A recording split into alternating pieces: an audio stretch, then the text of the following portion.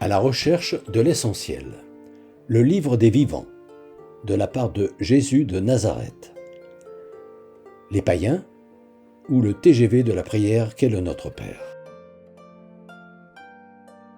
À partir de « Quand vous priez, ne rabâchez pas comme font les païens ». Par païens, j'ai toujours compris ceux qui n'étaient pas juifs du temps de Jésus, c'est-à-dire ceux qui priaient les idoles en répétant des incantations dans leur temple ou en procession. Ici, l'expression ne veut pas du tout dire ça. Les païens, ce sont ceux qui rabâchent.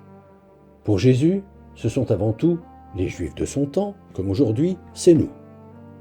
Nous qui utilisons une si grande abondance de mots pour prier que nous n'avons pas le temps de comprendre ce que nous disons.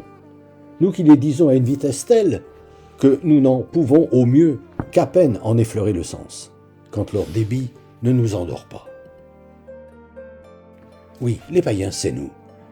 Nous qui croyons prier alors que nous ne faisons que du bruit. Nous qui nous satisfaisons d'orchestrer nos émotions au rythme des airs religieux. Ignorons que la prière est le contraire du bruit, qu'on entre en prière quand on commence à limiter ses mots, quand les quelques-uns que nous sommes bien forcés d'utiliser acquièrent une densité telle qu'ils nous ouvrent au silence. Le silence, cet endroit où Dieu nous attend, où nous pouvons le rejoindre. Ce qui aide à comprendre ce que voulait dire Jésus quand, aux apôtres qui lui demandaient de leur apprendre à prier, il répondit « Quand vous priez, dites simplement « Notre Père ». Merci. Donne-nous aujourd'hui de savoir partager avec ceux qui ont faim selon ta volonté. Apprends-nous à aimer sans juger, jusqu'à pardonner. Ce qui était une autre manière de leur enseigner comment s'approchent du royaume ceux qui savent prier. À la semaine prochaine. Depuis des années, environ une fois par mois, j'envoie une lettre d'information spirituelle à tout mon carnet d'adresses.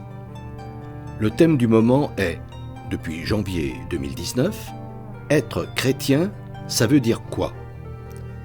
Si ce sujet vous intéresse, n'hésitez pas à me transmettre votre mail en vous contentant d'indiquer auditeur YouTube, vos noms et prénoms et éventuellement votre numéro de téléphone si vous souhaitez me parler.